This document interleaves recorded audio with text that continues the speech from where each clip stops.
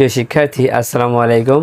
আজকের ক্লাসে সপ্তম শ্রেণীর গণিত বইয়ের অনুশীলনী 2.1 এর 21 ও 23 পাতার মধ্যে 7 থেকে 8 নম্বর পর্যন্ত যে উদাহরণগুলো আছে সেই অঙ্কগুলো সমাধান করব। দেখো, প্রথমে উদাহরণ নাম্বার 4, একটি ক্রমিক সমানুপাতের প্রথম ও তৃতীয় রাশি যথাক্রমে 4 ও 16 হলে মধ্য সমানুপাতি ও ক্রমিক সমানুপাত নির্ণয় করো। দেখো, উদাহরণ 4 করতে হলে আগে আমাকে ক্রমিক সমানুপাতে আসলে কি সেটা জানতে হবে। তাহলে চলো এটা জেনে আসি। ধরো 5, 10 ও 20 তিনটা রাশি। এই তিনটা রাশি দিয়ে আমরা কিভাবে ক্রমিক সমানুপাতে নির্ণয় করব। এখন দেখো, যদি আমি লিখি যে 5:10 ও 10:20, আগে ছিল 5, 10, 20 তিনটা রাশি। এখন 5:10 একটা অনুপাত হলো আর 10:20 একটা অনুপাত হলো। এখন এই দুইটা অনুপাত দিয়ে কিভাবে ক্রমিক সমানুপাত বানাবো দেখো। তো এটা লিখবো 5:10, সমানুপাতের এভাবে চিহ্ন দিতে হবে, তারপরে 10:20। দেখো, এই ধরনের অনুপাতকে আমরা ক্রমিক সমানুপাত বলি। তাহলে ক্রমিক সমানুপাত কাকে বলে, এই সংজ্ঞাটা কিন্তু খুবই গুরুত্বপূর্ণ। পরীক্ষায় কিন্তু ছোট প্রশ্ন আসে 2 মার্কের। এই 2 মার্কের প্রশ্নের মধ্যে যদি আসে ক্রমিক সমানুপাত কাকে বলে, তাহলে আমরা কিভাবে লিখব। প্রথম ও দ্বিতীয় রাশির অনুপাত এবং দ্বিতীয় ও তৃতীয় রাশির অনুপাত পরস্পর সমান হলে তাকেই ক্রমিক সমানুপাত বলে। দেখো, ক্রমিক সমানুপাত করতে হলে আমাদের একটা সূত্র জানতে হবে। সেই সূত্রটা কি দেখো, সূত্রটা হচ্ছে যে দ্বিতীয় রাশি ব্র্যাকেট দিয়ে স্কয়ার, দ্বিতীয় রাশি স্কয়ার সমান প্রথম রাশি গুণ তৃতীয় রাশি। এখানে মনে রাখতে হবে যে দ্বিতীয় রাশিকে আমরা মধ্য রাশিও বলি। দ্বিতীয় রাশির আরেক নাম হচ্ছে মধ্য রাশি। আমরা মধ্য রাশি দিয়েও ফেলতে পারি আবার দ্বিতীয় রাশি দিয়েও ফেলতে পারি সূত্রটা। তাহলে চলো আমরা অঙ্কটা শুরু করি। 4 নম্বর অঙ্কটা শুরু করি। দেখো, 4 নম্বর অঙ্কে এখানে কিন্তু দুইটা মান দেওয়া আছে, 4 এবং 16। তো 4টা ছিল প্রথম রাশি আর 16 ছিল তৃতীয় রাশি। এটা আমরা প্রথমে লিখে নিব। তাই লিখব প্রথম রাশি 4 আর তৃতীয় রাশি 16। এখন মধ্য সমানুপাত মানে কি? মধ্য সমানুপাত মানে হচ্ছে মধ্য রাশি অথবা দ্বিতীয় রাশির মানটা বের করতে হবে। তাহলে সূত্রটা আমরা ফেলে দেব যে আমরা জানি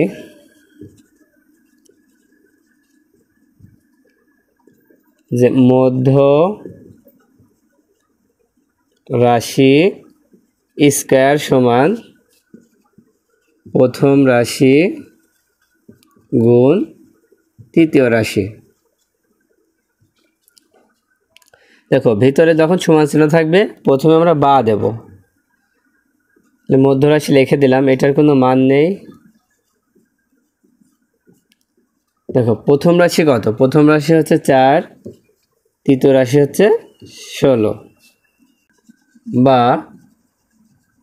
মধ্য রাশি ব্র্যাকেট দিয়ে স্কয়ার সমান 4 আর 16 গুণ করলে 4 16 66। এবার কি করব, যে মধ্য রাশির উপরে যে স্কয়ার আছে এই স্কয়ারটাকে আমরা রুট বানিয়ে দেব। এই পাশে গিয়ে স্কয়ারটা কি হয়ে যাবে? রুট হয়ে যাবে, মানে বর্গমূল হয়ে যাবে। এই রুটকে আমরা কি বলি? বর্গমূল। এখন বর্গমূল হলে কত হবে? দেখো, বর্গমূল হলে 64কে বর্গমূল করলে কত হয় এটা আমরা কিভাবে বের করব। দেখো, কোন সংখ্যা 2 বার গুণ করলে 64 হয়? হিসাব করো। যেমন 8 আসটা কত হয়? 64 হয়। তার মানে 8 যদি আমরা 2 বার গুণ করি তাহলে 64 হয়। তাই 64কে বর্গমূল করলে 8 হবে। তাহলে মধ্য রাশি আরেকটা নাম কি ছিল? দ্বিতীয় রাশি। তাহলে দ্বিতীয় রাশি আর মধ্য রাশির মান হচ্ছে 8। এখন উত্তর আমরা কিভাবে লিখব দেখো। তাহলে উত্তর আমরা কিভাবে লিখব দেখো, প্রথমে দেওয়া আছে মধ্য সমানুপাতি। তাই লিখব অতএব মধ্য সমানুপাতি,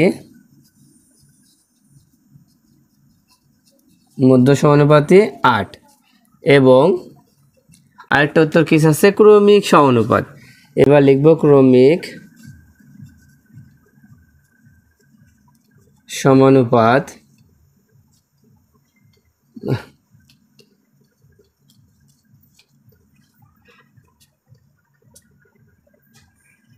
সমান, দেখো মনে আছে আমরা কিভাবে শিখেছিলাম?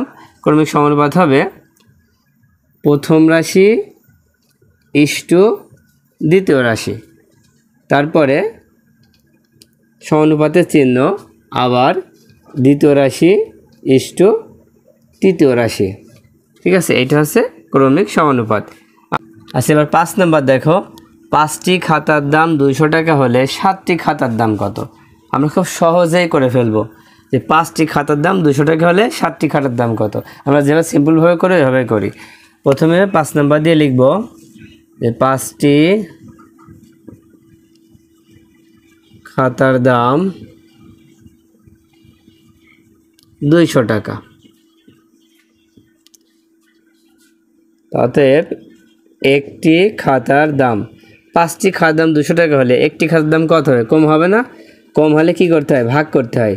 200, এই দাগটাকে আমরা ভাগ বলি, আর নিচে হচ্ছে 5। আমরা এটা একবারে ভাগ করব না, আমরা পরবর্তীতে করব। এবার একের নিচে আমরা লিখব কয়টি? 7টি। এবার লিখব 7টি খাতার দাম। দেখো একের পরে যখন 7 লিখবো না তখন আবার গুণ হবে, গুণ হবে উপরে 200 সাথে 7 গুণ হবে, আর নিচে হবে 5। এবার 5 দিয়ে যদি আমি 200কে ভাগ করি, তুমি 5 দিয়ে 20কে কাটো, তাহলে কত হবে? 4 5 20, আর এখানে একটা শূন্য বসে গেল। 5 দিয়ে 200কে যদি ভাগ করি তাহলে হবে 40। এবার 40-এর সাথে 7 গুণ করো, 4 7টা 28, আর এই শূন্য বসে গেল, কত হচ্ছে? 280 টাকা।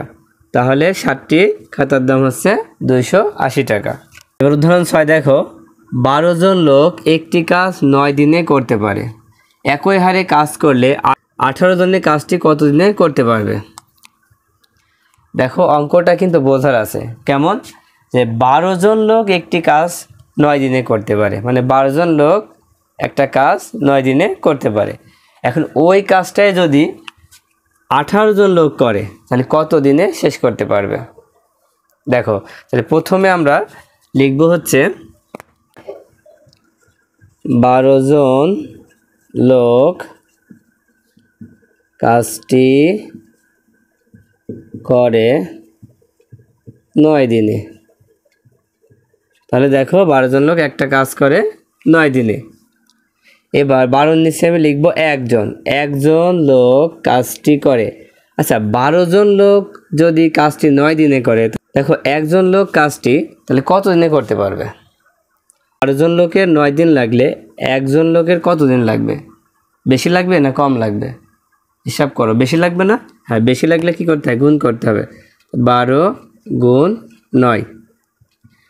এবার দেখো এখানে 18 জন আছে, তাই নিচে লিখব 18 জন লোক কাজটি করে 12 গুণ 9। এবার একের নিচে যখন 18 লিখব তখন হচ্ছে এখানে ভাগ করে দেব। এই অঙ্কের একটা নিয়ম আছে, প্রথমে যদি গুণ হয় পরে হবে ভাগ, প্রথমে যদি ভাগ হয় পরে হবে গুণ। এটা মনে রাখলেই হবে। এখন দেখো এই 9 দিয়ে 18কে কেটে দিলাম, 9 দুখানি 18। এবার 2 দিয়ে 12কে কেটে দিলাম, 6 দুখানি 12। তাহলে উত্তর হবে 6 দিনে। হ্যাঁ, তাহলে উত্তর 6 দিনে কাজটি সম্পূর্ণ করতে পারবে। এবার উদাহরণ 7 দেখো, 20 মিটার কাপড়কে 3 ভাই অমিত, সুমিত ও চৈতির মধ্যে 5:3:2 অনুপাতে ভাগ করলে প্রত্যেকের কাপড়ের পরিমাণ কত হবে? দেখো কাপড় আছে মোট কত? 20 মিটার। তাহলে 20 মিটার একটা কাপড় 3 জন পাবে। হ্যাঁ, অমিত পাবে, সুমিত পাবে, আর চৈতি পাবে। তারা কতটুক পাবে সেই অনুপাতে এখানে দেওয়া আছে। প্রথমে আমরা লিখব যে অমিত ইস্টু সুমিত ইস্টু চৈতি সমান দিয়ে এই অনুপাতটা লিখে দেব 5:3:2। তার মানে অমিতের হচ্ছে 5, সুমিতের হচ্ছে 3, চৈতির হচ্ছে 2।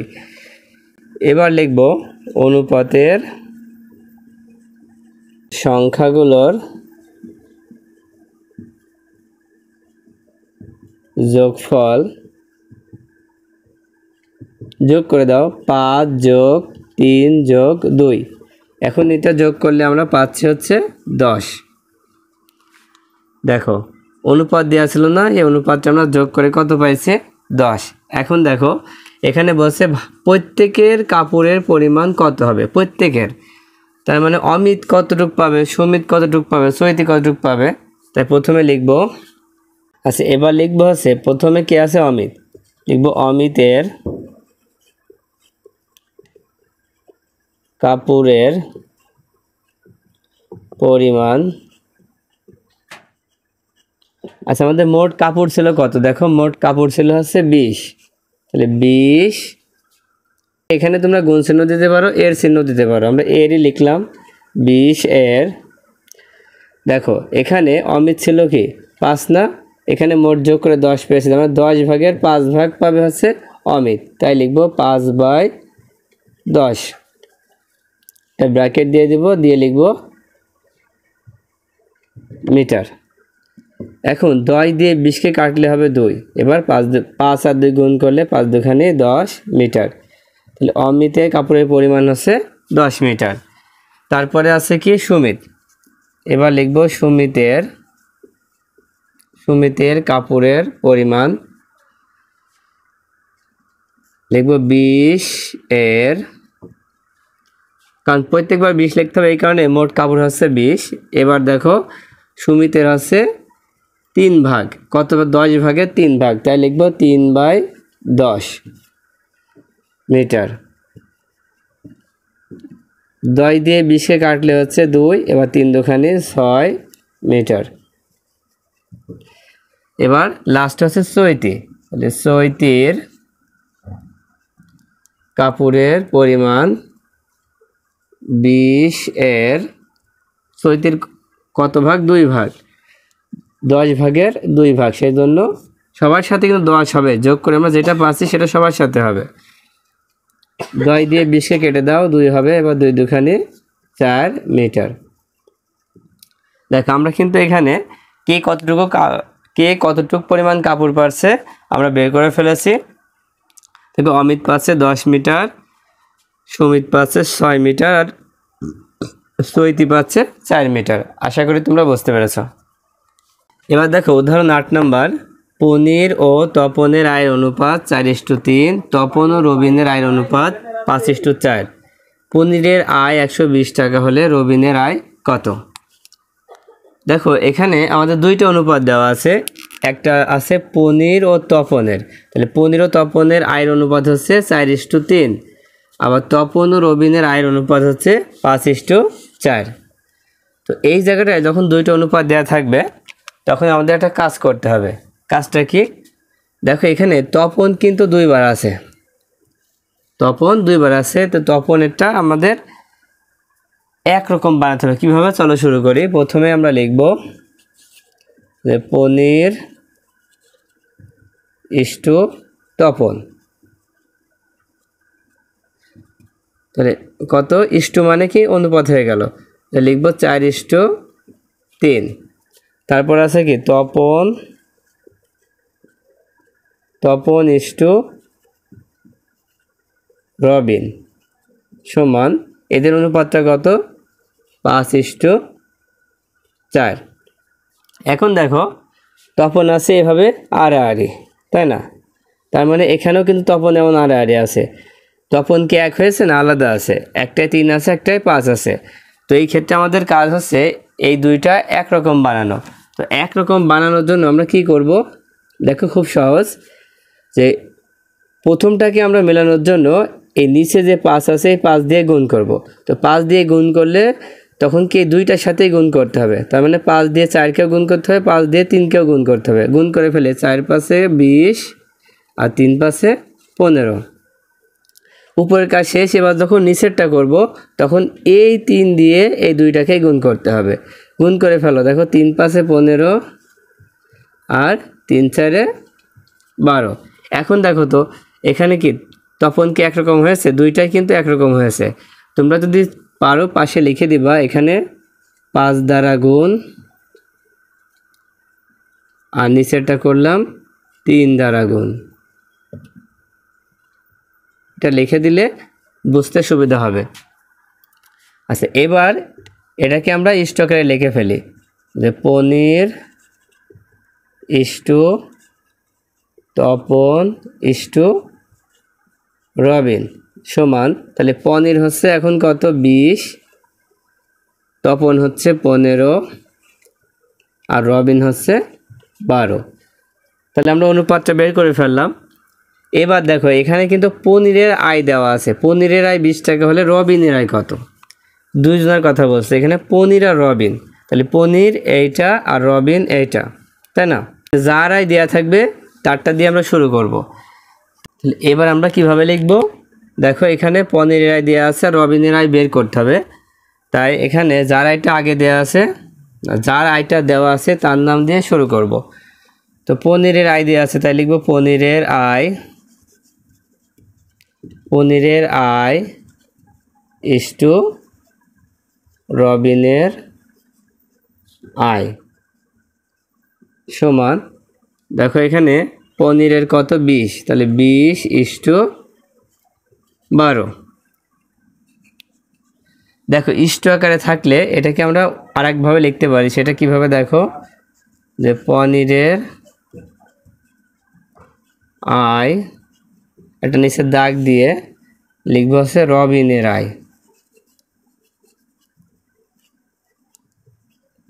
সমান, এখানে 20/12, প্রথমটা যাবে উপরে আর 12 আসবে নিচে। পরে এখন দেখো পনিরের আয় কিন্তু জানা আছে, পনিরের আয় কত 120, তাই লিখবো 120 রবিনের আয়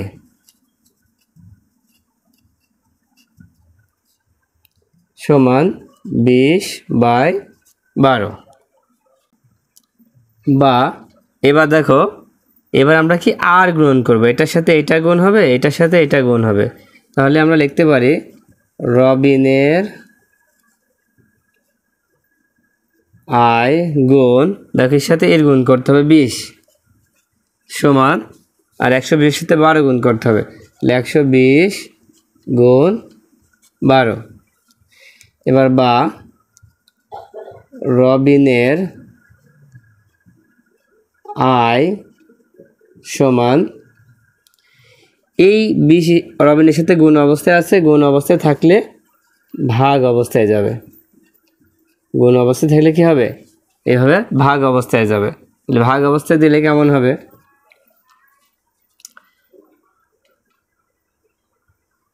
এখন কাটাকাটি করো, দেখো বি দিয়ে যদি 120 কাটা হয় তাহলে হবে হচ্ছে 6, কত হবে 6, বা 6 আর 12 গুণ করো, তো 6/12 কত হয়, 6/12 72, তাহলে রবিনের আয় 72 টাকা। দেখো উত্তর কিন্তু আমরা পেয়ে গেছি, তাহলে রবিনের আয় কত 72 টাকা। আচ্ছা, আমরা এইটা আর একটু সহজ পদ্ধতিতে করার চেষ্টা করি। দেখো আমাদের প্রথমে এই পর্যন্ত ঠিক থাকবে, হ্যাঁ, তার নিচে আমরা যতটুকু করেছি না, এটা আমরা অন্য একটা পদ্ধতিতে করছি, দেখো খুব সহজ হবে, অবশ্যই তোমরা এটা দেখবা। দেখো এখানে পনিরের আয় দেওয়া আছে আর রবিনের আয় বের করতে হবে, তাই কি করবো, যার আয় দেওয়া আছে তার নাম আগে লিখবো, আর যার আয় বের করতে হবে তার নাম পরে লিখবো। তাই লিখবো পনিরের আয়, পনিরের আয়, দেখো পনির কোনটা 20, পনিরের আয় 20 টাকা হলে রবিনের আয়